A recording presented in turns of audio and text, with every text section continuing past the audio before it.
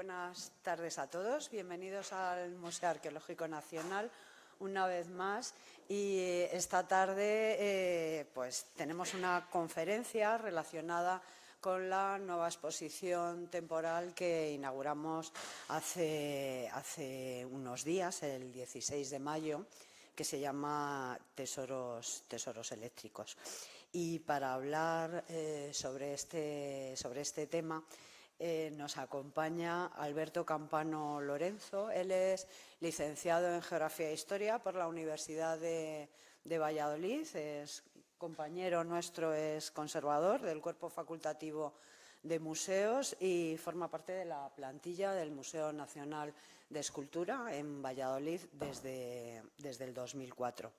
Desde el 2012, que fue cuando se incorporó la colección del Museo de Reproducciones Artísticas, él es el responsable de estos fondos y durante estos años pues, ha centrado en la revisión de estos materiales, en la catalogación, en la investigación de los mismos, reconstruyendo la historia en cuanto a las copias, los facsímiles, así como de este Museo de Reproducciones Artísticas que se ha integrado en el Museo de Escultura de Valladolid.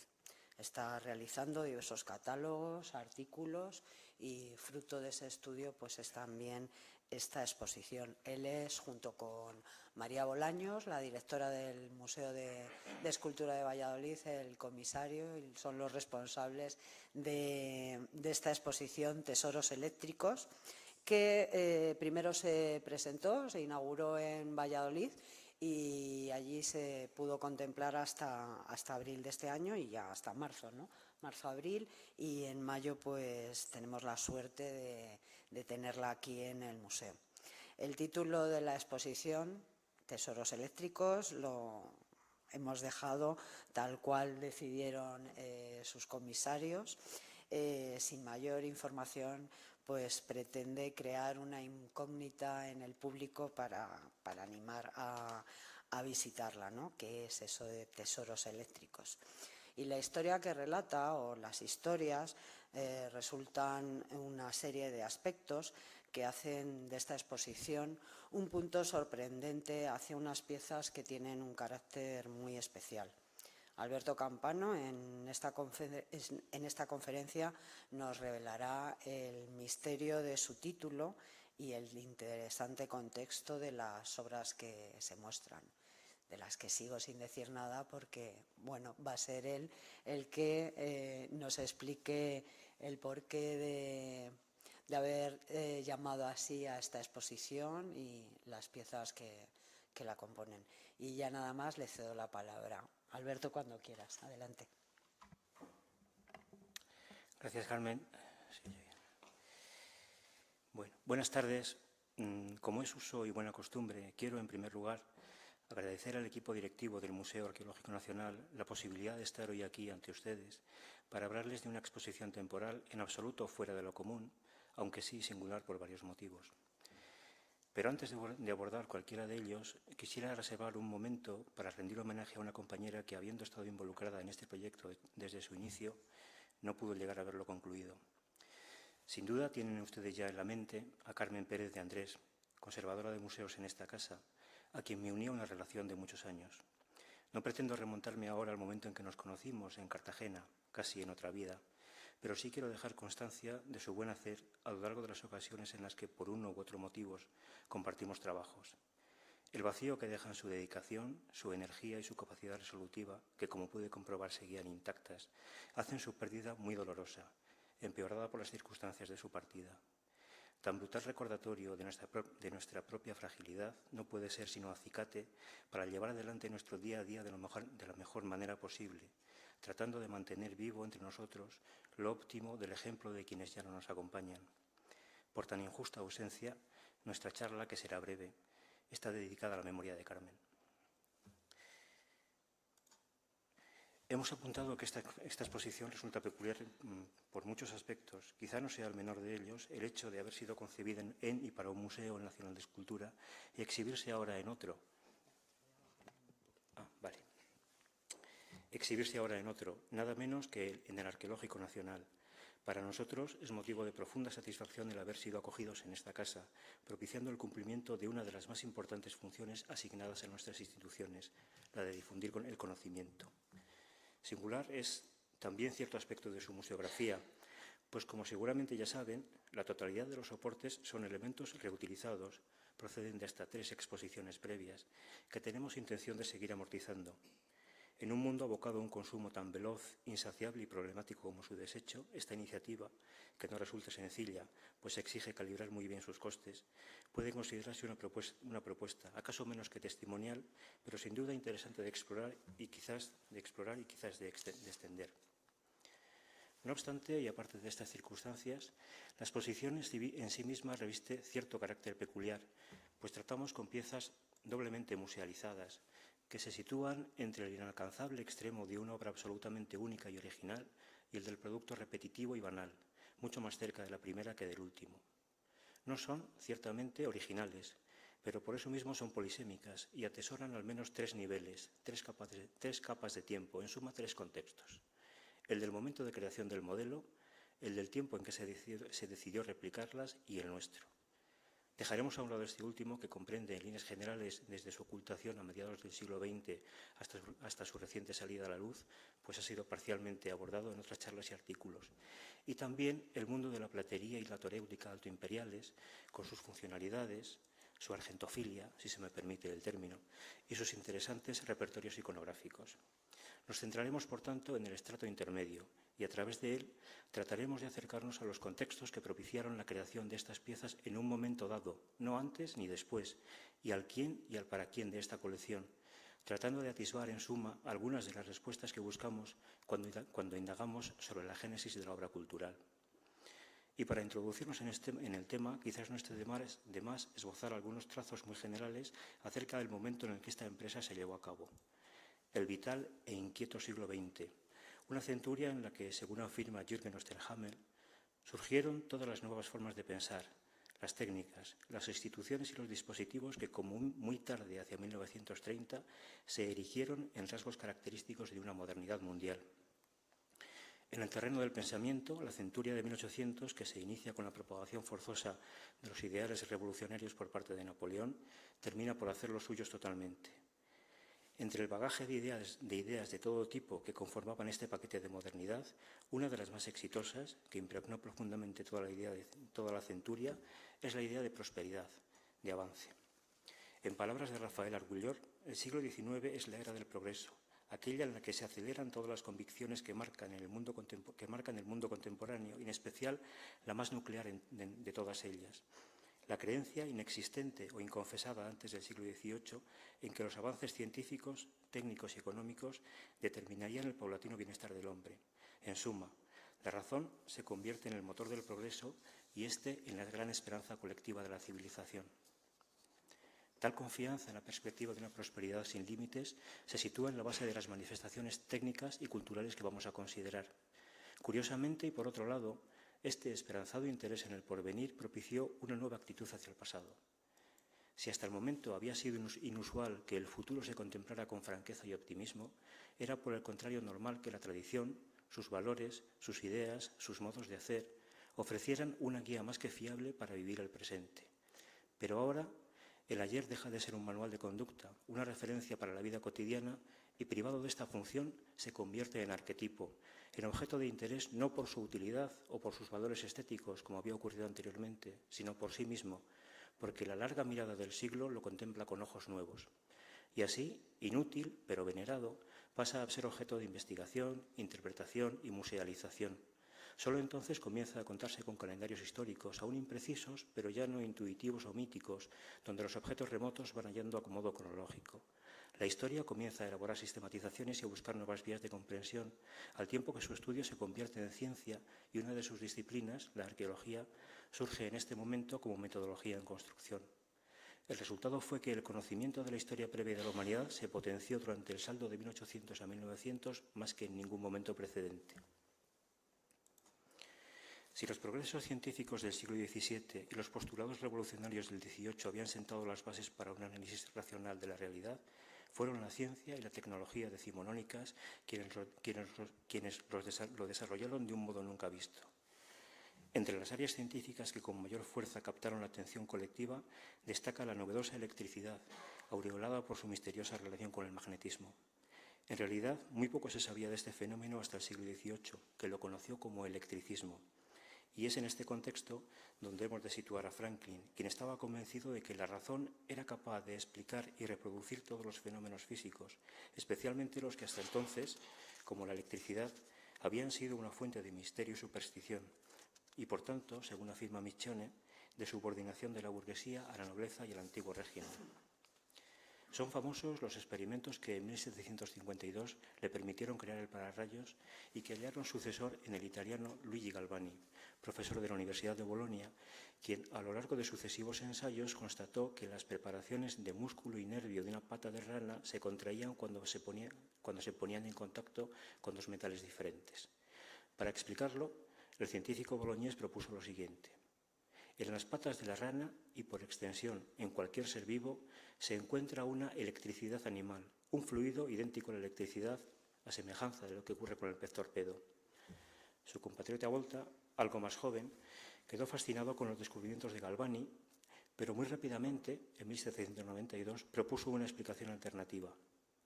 La electricidad no es animal, es externa a este, generada por el contacto de dos metales diferentes con nervios y músculos. Por tanto, las patas de la rana son solo detectores, no contienen electricidad. La controversia no era meramente científica, de fondo había una cuestión filosófico-religiosa. Según Galvani, la electricidad estaba en los seres vivos porque allí la había puesto Dios. Los hombres no podían crearla, porque eso significaría cruzar una frontera y entrometerse en la jurisdicción del Creador.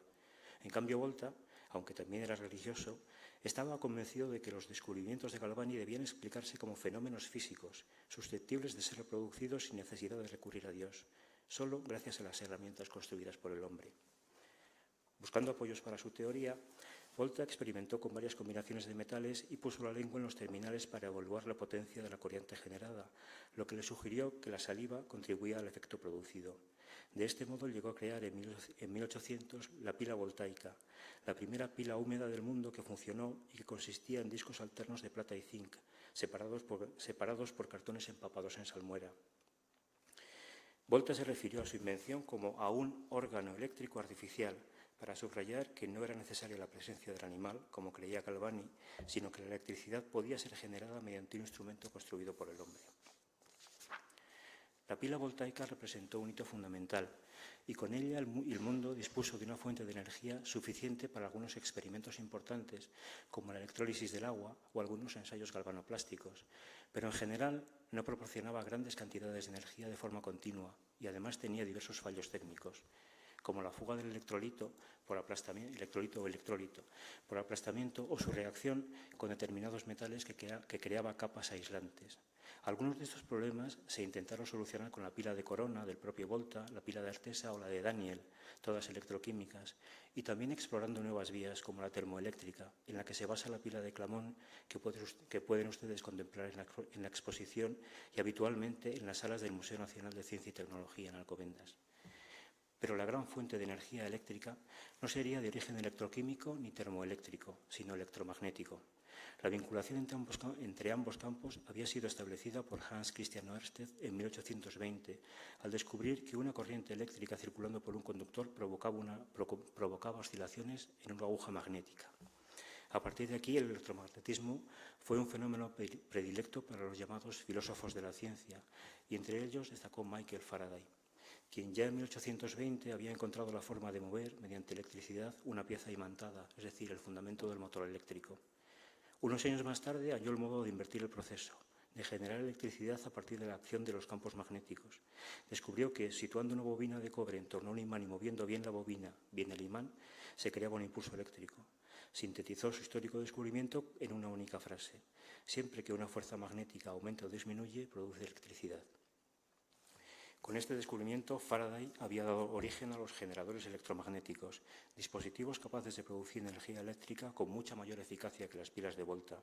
A partir de ahí, la búsqueda se centró en la mejor manera de mover un imán o una bobina para aprovechar al máximo el efecto generado. De esta forma surgieron las primeras dinamos como la de Hipólito Pixii o más adelante la de Gram. Y así, con una corriente eléctrica suficiente y constante garantizada, llegamos a la plena era de la galvanoplastia, esto es, la deposición de una lámina de metal a partir de una solución química acuosa mediante la acción de la electricidad. Aunque existen algunos antecedentes, parece haber sido Luigi Brugnatelli el primero que publicó en 1805 acerca del uso de la pila de Volta para deponer una capa de oro y plata sobre una superficie metálica. Pero se trataba de experiencias de laboratorio donde intervenían poca energía y poco material de recubrimiento. En Europa occidental, en Inglaterra, los desarrollos galvanoplásticos importantes comienzan con George Richard Elkington, el conde de Rewolf y el conde de Rewolf, quienes en torno a 1840 patentaron en Inglaterra y Francia respectivamente sendos procedimientos para la electrodeposición de metales. Elkington, que tenía su propia manufactura de objetos metálicos, se especializó en galvanoplastias y pronto estableció una ventajosa relación con el South Kensington Museum, del que hablaremos luego. En Francia, otro platero adquirió las patentes de Rewolf y Elkington y en 1842 lanzó su propia empresa, Christophe Licia. Rusia fue un importante foco de desarrollo galvanoplástico. Allí el alemán Jacobi comenzó a utilizar grafito para convertir en conductoras de electricidad sustancias como el yeso o el lacre que no lo eran. Y a partir de sus experimentos se desarrolló una potente industria electroformadora que contó con el decidido apoyo del zar Nicolás I. La técnica se utilizó para imprimir los documentos del gobierno de Rusia y también para obtener piezas espectaculares, como los 12 ángeles elaborados por Joseph Hermann para la base de la cúpula de la Catedral de San Isaac en San Petersburgo, que miden 6 metros de altura, pero son tan ligeros que no resultan lesivos para la cúpula. Semejantes, en complejidad técnica, fueron el monumento a Getty Schiller en Nueva York, de 3,5 metros de altura, los bronces que adornan la Ópera de París u otras varias esculturas de este porte distribuidas por toda Europa.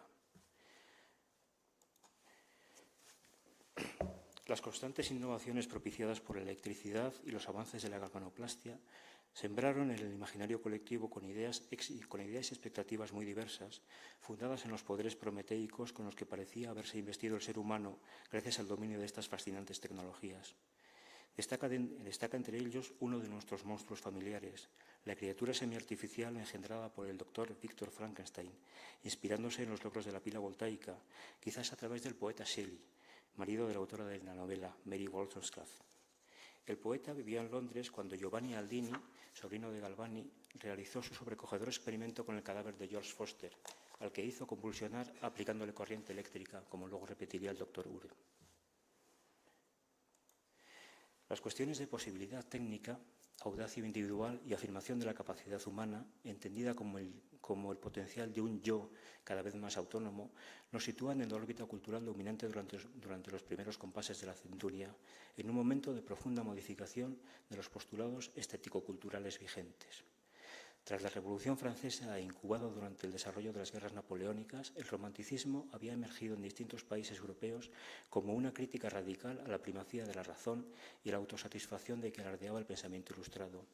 Era un movimiento que exigía la prioridad del subjetivismo y donde el individuo, el yo, monosílabo omnipresente en el lenguaje romántico, adquiere preeminencia absoluta. No se trata de un estilo, ni de un lenguaje, ni propiamente de un arte, sino más bien de un fenómeno estético y civilizatorio que empieza siendo una nueva sensibilidad opuesta al racionalismo y al pensamiento ilustrado para acabar postulando una concepción de la vida cuyo eco se escucha a lo largo del siglo XIX y aún del XX. Es también el último de los movimientos artísticos e intelectuales de la tradición occidental que pretende conformar la cosmovisión de su época.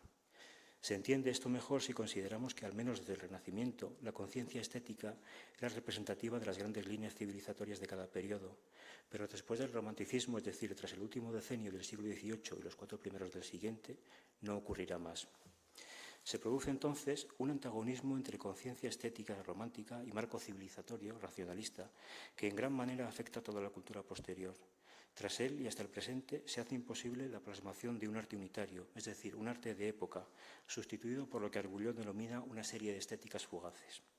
En este convulso caldo de cultivo cultural y a partir de mediados de siglo, gustos, modas y estilos, por lo general arropados literariamente por líderes intelectuales o mediante manifiestos o cartas colectivas, se suceden con rapidez, entrechocando muchas veces entre sí.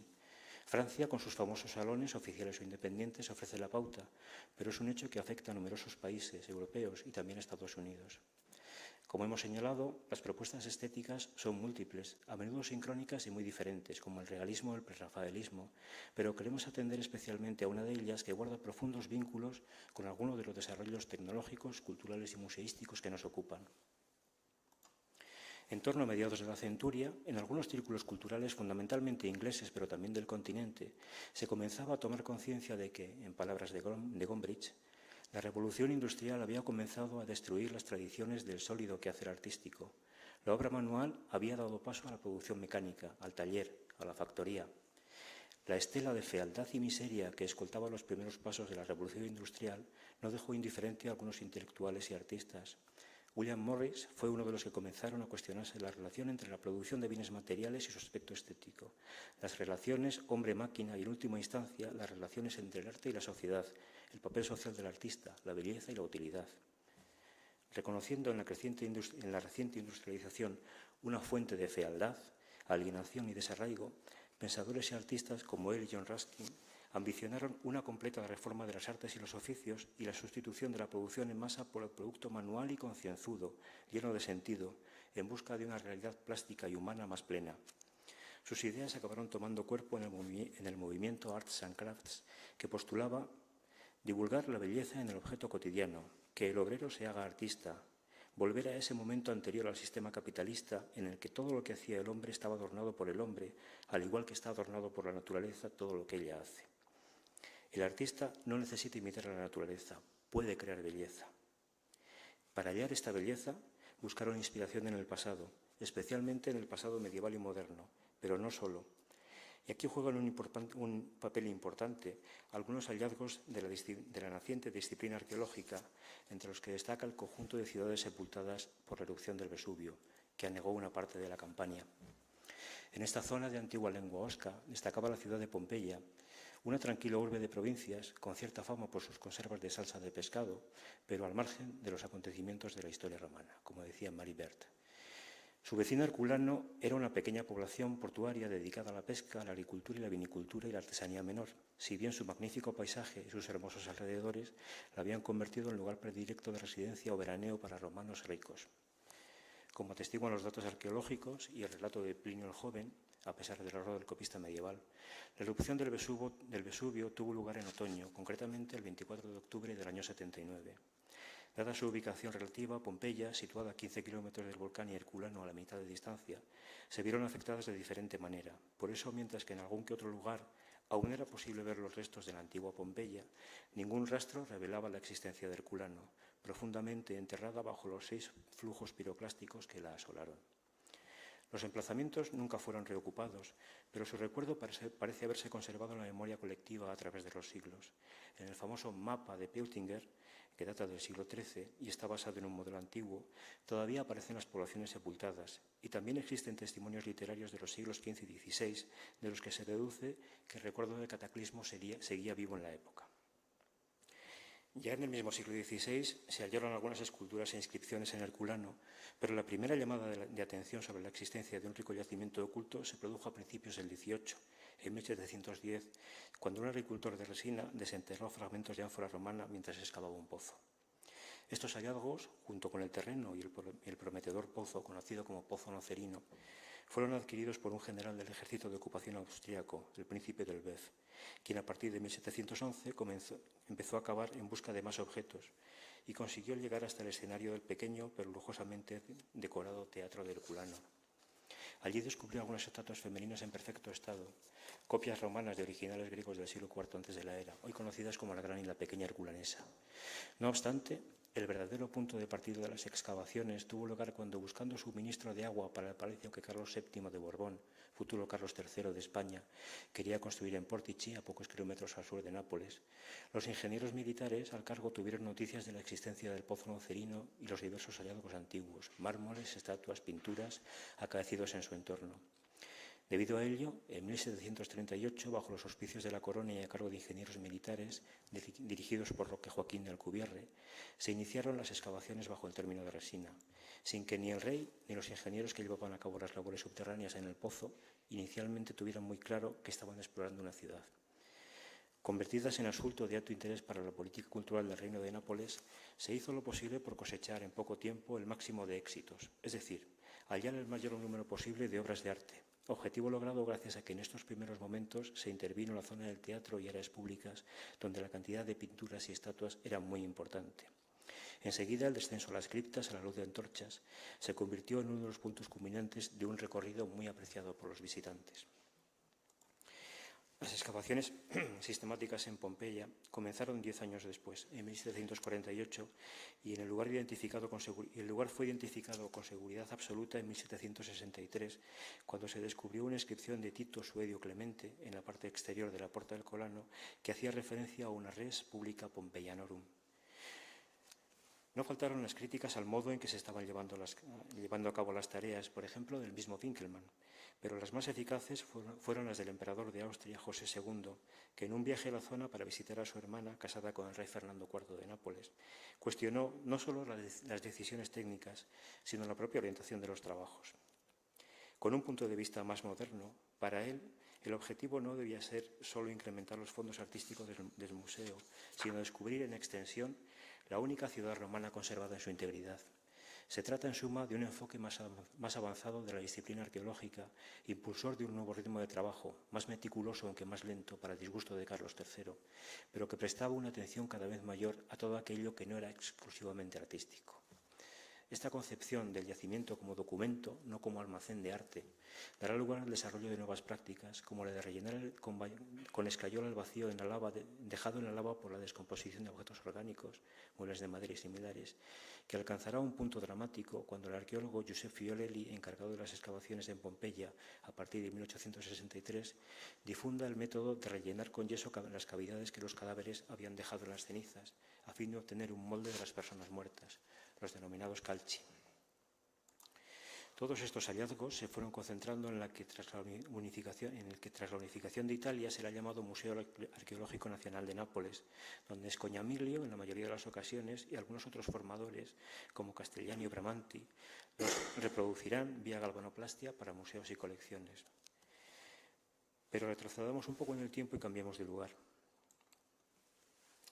En el norte de la antigua Galia, el 21 de marzo de 1830, Próspero Taurin, arando un campo recientemente adquirido cerca del pueblo de Bertouville, en el distrito de Vernet, se topó con una teja que cubría una cista de ladrillo donde se ocultaba un verdadero tesoro. Después de una serie de vicisitudes y merced a lo que Babelón denominó una feliz irregularidad administrativa, las piezas acabaron en el gabinete de medallas antiguas de la Biblioteca Real, en París, en vez de en manos de un comerciante en particular, como bien habría podido ocurrir. Tras el hallazgo y con el afán de encontrar más tesoros, se sucedieron varias excavaciones que en poco beneficiaron al yacimiento ni a la ciencia. Finalmente, hacia 1896-97, las investigaciones del padre Camille Delacroix permitieron establecer con cierta precisión la historia del lugar. Conforme a la interpretación de los datos realizada por Babelón y Collignon, la aldea de Villeret marca el emplazamiento de un antiguo enclave romano. Allí se elevaban un templo galorromano con doble cela, unas termas y un teatro. Todo ello conforma el conjunto denominado Canetonum o Canetum, no una aglomeración urbana, sino un campo de feria o forum, como los que había en otras provincias de la Galia, en este caso situado en el cruce de las principales vías romanas de la región. Prácticamente todo ello, junto con la existencia de un recinto cuadrangular atribuido a la Segunda Edad del Hierro, ha sido recientemente corroborado mediante una prospección eléctrica llevada a cabo por Thierry Gilbert en 2005.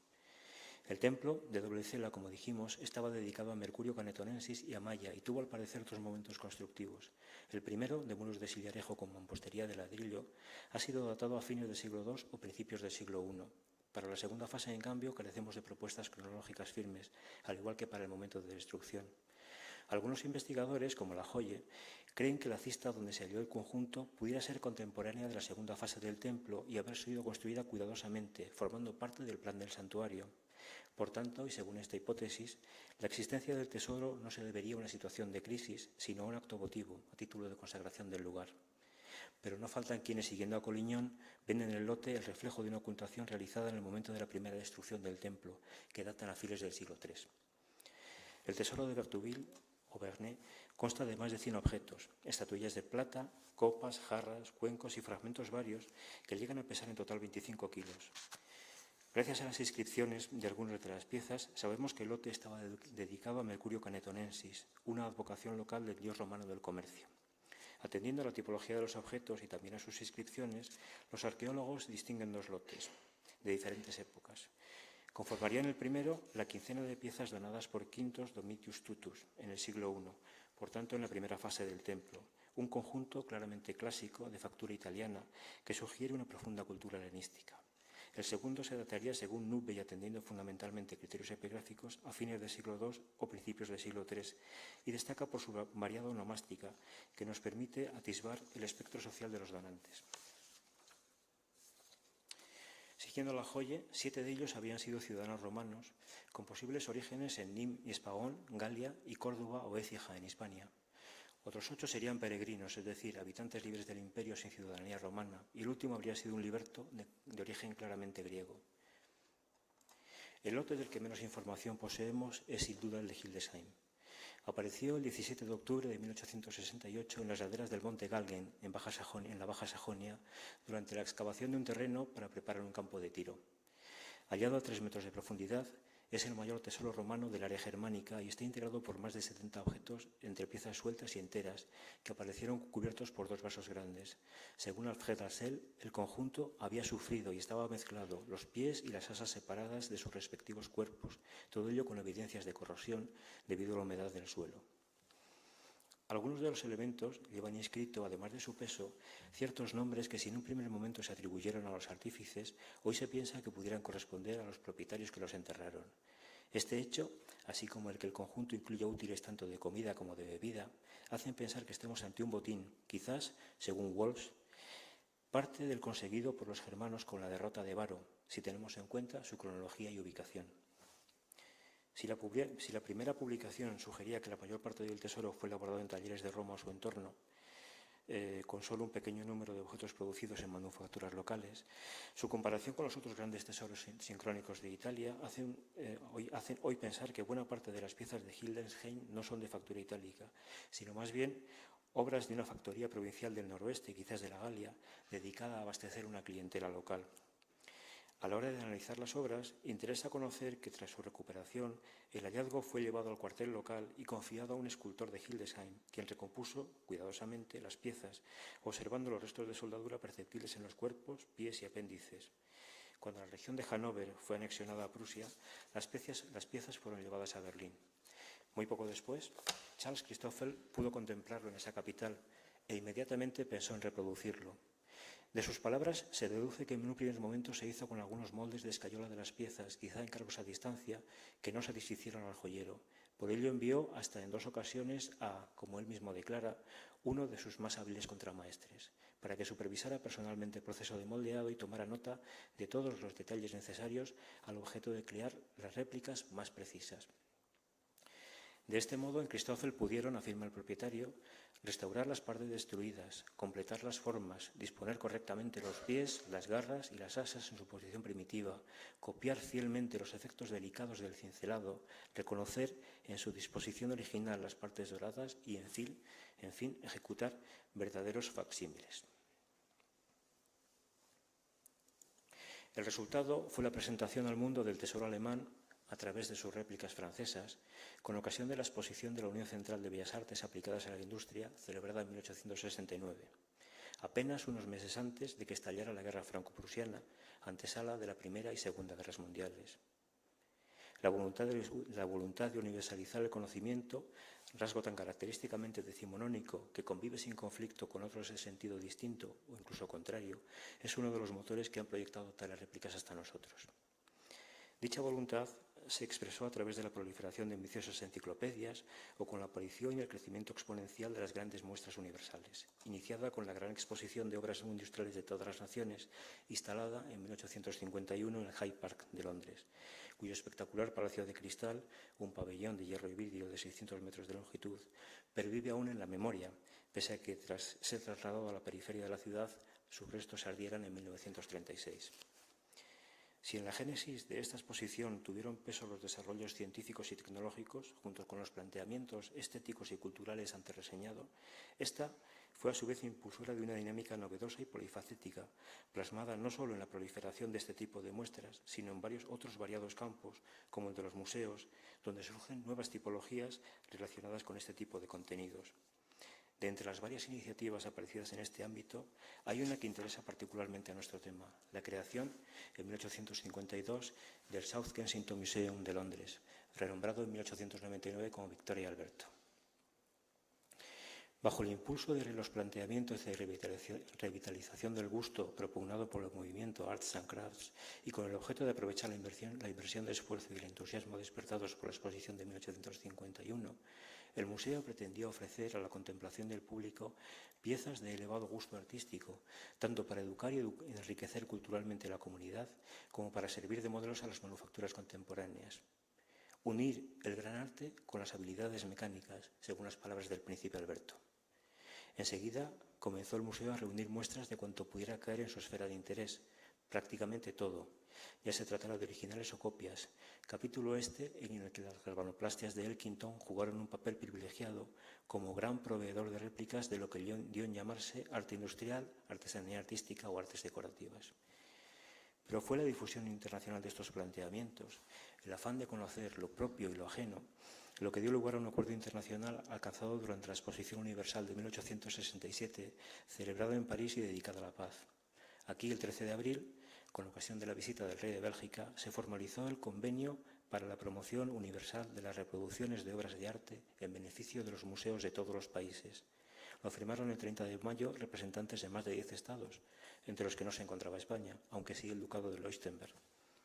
El South Kensington e importantes personajes vinculados con él estuvieron tras este acuerdo y a partir de entonces el museo intensificó su actividad recolectora internacional, interesándose por las manifestaciones artísticas de todos o casi todos los países, entre ellos España, un lugar al que la institución prestó mucha atención, al calor de la afición por lo exótico y lo orientalizante que se difundía entonces entre las élites cultas europeas. Para asesorarse en este campo de las artes decorativas españolas, eligieron a un estudioso de origen granadeño, Juan Facundo Riaño, una persona con estrechos vínculos con la institución que hoy nos acoge, experto en arte, filología árabe y casado con Emilia de Gallangos. Emilia, colaboradora fundamental en su trayectoria científica y política, era hija de Pascual Gallangos, catedrático de árabe de la Universidad de Madrid y antiguo comisionado de España en la Exposición Internacional de Londres de 1851. Fuese por las relaciones inglesas de su suegro, por sus propios conocimientos en el ignoto campo de las artes decorativas españolas o por su amistad con Austen Henry Layard, reciente descubridor de Nínive, pieza clave del Acuerdo del 87 y por entonces llegado a España con cometidos diversos, a Riaño se le ofreció la posibilidad de actuar como consejero de arte en España para el South Kensington Museum de Londres. Contratado por la institución británica en 1870, en el verano del 71 acudió a Londres con su mujer y allí aprovechó para revisar y reordenar la colección de artes decorativas españolas que ya poseía la institución y para escribir, por encargo del director, un breve catálogo razonado de las mismas, publicado al año siguiente, embrión de lo que sería un estudio mucho más sistemático, las artes industriales en España, editado en 1878. Como responsable del incremento de las colecciones hispánicas del Museo Británico, Riaño se encargó de adquirir piezas originales y también de procurar reproducciones fundamentalmente de bienes inmuebles, por ejemplo de Santa María la Blanca y San Juan de los Reyes, ambos en Toledo, encargados al formador José Trilles, al que luego veremos ampliamente representado en las colecciones del Museo de Reproducciones Artísticas.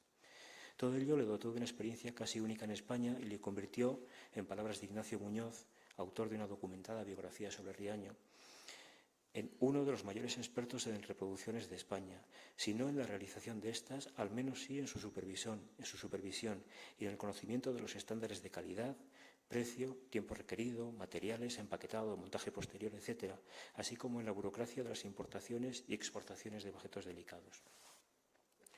Fueron seguramente estos factores, junto con su conocimiento del inglés y el francés, así como de los principales museos europeos, los que motivaron su designación en 1877 por el presidente del Consejo de Ministros, Antonio Cánovas, como encargado de la formación de una colección destinada al Museo de Reproducciones Artísticas creado ese mismo año. Tras dejar su puesto como consejero en el South Kensington, Riaño se dedicó a recorrer diferentes museos europeos para cerrar tratos de adquisición de vaciados y reproducciones, personalmente o a través de terceros, como el caso de Layard, Emile Hübner, el barón de Villiers, y de organizar el funcionamiento y el catálogo del futuro museo. La creación de la institución fue concretada por Real Orden del 19 de noviembre de 1878, que le asignaba como sede el Casón del Buen Retiro y nombraba como director, quizás no de buen grado, a Juan Facundo Riaño. Este ejerció como tal desde entonces y hasta el final de sus días, con una pequeña pausa entre 1881 y 83, cuando desempeñó el cargo de director general de Instrucción Pública. Si bien tras su reincorporación en el 84 simultaneó sus funciones directivas con diversas ocupaciones políticas, siempre en las filas liberales. Fue durante su mandato cuando llegaron al museo la mayor parte de las copias galvanoplásticas y prácticamente todas las correspondientes al mundo clásico. La colección sería luego complementada con réplicas de la antigüedad cretomicénica adquiridas durante la dirección de José Ramón Melida en 1914. Llegados así a la conformación de las colecciones de réplicas del Museo de Reproducciones, es quizás el momento de preguntarse el porqué y el para qué, que en este caso es para quién, de todo esto. Entroncamos de este modo con otras de las consecuencias de los desarrollos científico-técnicos a los que aludíamos al principio, pues la subsiguiente revolución industrial había propiciado la aparición de una novedosa clase urbana depauperada, el proletariado moderno. Antoine Léon, que ha estudiado el analfabetismo dominante en los primeros tiempos de la revolución industrial, ha registrado tres grandes tipos de iniciativas para combatirlo. Según resumen López de Ocón, el primero corresponde a las soluciones inspiradas por el liberalismo económico, cuyo objetivo primordial era una enseñanza técnica elemental que proporcionase conocimientos prácticos a los soldados del gran ejército industrial. El segundo, a las iniciativas de la burguesía progresista, que se esforzaron en formar a los trabajadores de acuerdo con las necesidades del progreso técnico, pero también como ciudadanos. Y el tercero, a los programas de los movimientos proletarios, cuyo núcleo fue la educación integral, dentro de la cual la preparación técnica era solamente un aspecto de una formación equilibrada. El Museo de Reproducciones Artísticas se inserta claramente dentro del segundo tipo de iniciativas, cuyos postulados aparecen nítidamente perfilados en algunos documentos de Riaño. Por ejemplo, en su contestación al discurso de José Casado de la Lisal, con motivo de su ingreso en la Real Academia de Bellas Artes de San Fernando, en 1885, donde afirma, con respecto a la difusión de la cultura: ninguna empresa más noble para encaminar a ella todas las energías, nuestros esfuerzos constantes, bien sea propagando ideas, facilitando enseñanzas, popularizando los conocimientos, o bien inclinando la opinión, la crítica, las costumbres al favorable y creciente desarrollo del arte, para propiciar la mejora intelectual de todas las clases, única y verdadera fuente de prosperidad de las naciones. Conforme a este objetivo general de mejora social, el museo tenía muy en cuenta la población obrera, pues Riaño, que en algún momento dijo de sí mismo: «A mí no me disgustan las ideas liberales que tiran a Rojas», consideraba que la educación de la clase obrera habría sido negligida por todos los gobiernos. Hay que confesar, afirmaba en un artículo publicado en 1884, que se ha desdeñado injustamente el proveer de medios educativos a las clases trabajadoras y, en cambio, son infinitas las disposiciones adoptadas con referencia a los estudios de facultad. De esto resulta un desnivel terrible entre la carencia de obreros instruidos y la exuberancia de licenciados y doctores, que será rémora eterna para el desarrollo de la industria y de la riqueza de nuestra patria. Tratando de propiciar esta educación, el Museo de Reproducciones buscó reunir series de modelos escogidos bajo la forma de vaciados en yeso, electrotipos, calcos y demás procedimientos empleados en este género de colecciones para, siguiendo el ejemplo de South Kensington, ofrecerlos a la contemplación de un público sin demasiada formación. Y también tuvo a gala establecer un amplio horario de visitas, siempre gratuitas, buscando que los obreros pudieran acceder antes o después de la jornada laboral. La institución exhibió sus colecciones con un innovador montaje museográfico que hacía amplio uso de la aún novedosa fotografía para mostrar las obras en su entorno, acompañándolas con abundante documentación sobre su contexto artístico y cultural. Todo ello con un planteamiento tan voluntarioso como poco ingenuo, pues Riaño era consciente de que el público al que se dirige, muy a menudo, como él mismo llega a afirmar, no solo está desprovisto de educación, sino que raras veces tiene el deseo de adquirirla, y como la educación no se improvisa, el que explica debe contentarse con despertar en el auditorio el deseo de saber. ¿Y qué sabemos de este auditorio? Por el momento muy poco, pero algo. Libros de visitas del museo. Los libros de visitas del museo nos permiten aproximarnos a la asistencia de público, no desde el comienzo. No hemos hallado esos registros, si es que existieron, pero sí desde muy pronto, desde 1882. Hemos extendido nuestro primer análisis desde esta fecha hasta 1920, pues por un lado la tendencia ya está clara a partir de años anteriores y por lo que conocemos la evolución posterior de la institución ofrece cambios sustantivos, es un constante declinar. Por otro, hay que anotar que se introduce entonces una modificación en el sistema de registro que dificulta un poco la correlación de datos. No obstante, la gráfica es ilustrativa y en ella cabe observar que en términos de público es un museo al que le cuesta despegar. A falta de recuentos de visitantes de 1881, podemos suponerlos muy semejantes a los del año siguiente, incluso contando con el atractivo inicial de la inauguración, y apenas pasan de los 1000. A fines de la década se percibe un cambio de tendencia. El inicio de 1887 marca un incremento de asistencias que el año siguiente duplica el previo. Es el comienzo de la edad de oro del museo, extendida hasta un poco más allá del nuevo siglo. A lo largo de estos lustros, la exposición alcanza medias de 25.000 visitas anuales. A partir de 1902 comienza un lento declive con repuntes puntuales, 1903, 11, pero sin llegar a las cifras de décadas anteriores. Y desde 1917 entra en una pendiente descendente que, aun careciendo de todos los datos, podemos considerar tendencia definitiva, no invertida a la larga ni siquiera por la creación del taller de reproducciones en 1920. Hasta aquí lo que respecta a los números en bruto. Aunque no es posible determinar perfiles de público como lo hacemos hoy en día, los libros sí reflejan otras categorías de asistentes, características de esta institución, pues desde el primer momento y durante todo el tiempo se distinguen entre visitantes y copistas. Y es interesante ver que ambos grupos, si bien coinciden en las tendencias generales ascendentes o descendentes, no se comportan exactamente de la misma manera a lo largo del tiempo. Así, aunque suelen ser siempre menos los copistas, su número es mucho más estable. Compárese, por ejemplo, su regularidad entre 1892 y 1901 con respecto a las diferencias, hablamos en miles de personas, que muestran los visitantes en estas mismas fechas. Llega esta disparidad a tal punto que durante los años de declive, aproximadamente 2017, la media de copistas no solo se mantiene, sino que incluso supera la de visitantes, recayendo pues en ellos el interés por el sostenimiento del museo, un interés que perdura como mínimo hasta 1957, pues cuando el director del momento, Enrique Lafuente Ferrari, elabora un documento informando a la Dirección General de la situación del museo, se queja de la hiperabundancia de caballetes de copistas y el poco espacio que hay para atenderlos en un momento en el que muchísimas salas están cerradas ya. Con otro valor como intento de aproximación o quizás sin ninguno, les dejo aquí para finalizar un fragmento de un artículo humorístico publicado en una revista contemporánea. Se trata, como ven, de una caricatura y seguramente no sirve para obtener un retrato fidedigno de los visitantes más humildes del museo, pero como casi toda caricatura, acaso encierre un algo de verdad. Pues muchas gracias.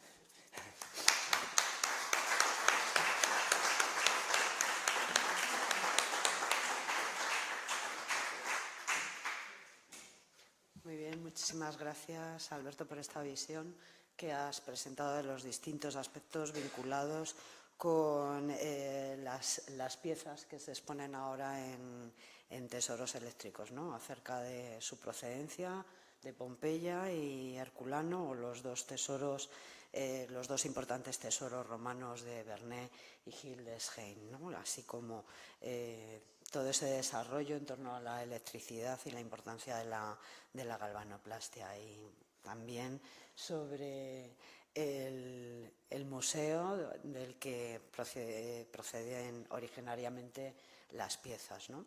Entonces vimos aquí un conjunto magnífico de reproducciones de una elevadísima calidad técnica y además de estas piezas, ese museo de reproducciones artísticas ahora ya integrado en el Museo Nacional de Escultura, ¿qué otro tipo de objetos tiene similares a estos? Bueno, galvanoplastias no quedan demasiado fuera de esta exposición. Hay algunas, son curiosos algunas galeas de gladiadores troyanos, algunas grebas que tiene y sobre todo lo más notable es la colección de arte cretomicénico. Algunas de las piezas de arte cretomicénico están expuestas en la Casa del Sol en Valladolid, porque una pequeña parte, la punta del iceberg, acaso menos de la punta del iceberg, de la colección de reproducciones se exhibe en uno de los inmuebles del Museo Nacional de Escultura.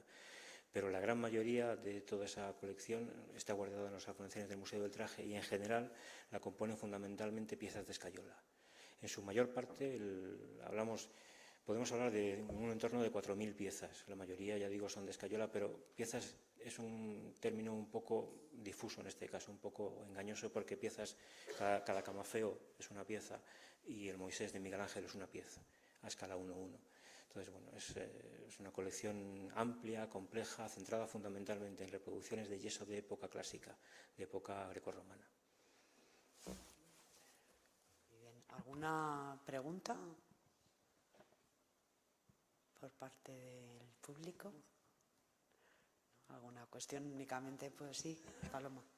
¿Quién hizo la elección de la reproducción de los... Perdón. ¿Quién hizo la elección de la reproducción de los dos tesoros y de las piezas de Pompeya? En función de los documentos que tenemos en el museo, creo que es una elección de Juan Facundo Riaño.